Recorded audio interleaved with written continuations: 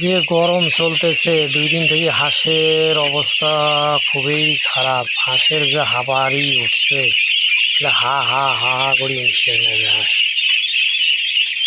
আসক দিনে 2 বার 3 বার করে গোসল করে দিয়েও ফুল কিনেরা পাওয়া যাবে না। এই পিকিং স্টার 13 হাঁস, এই দেখেন কি অবস্থা।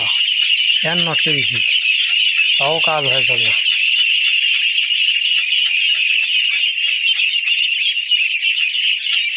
এখন অবশ্য ভালো আছে, খাওয়ার রুচি পর্যন্ত কমে গেছে হাঁসের এই গরমের ঠেলায়।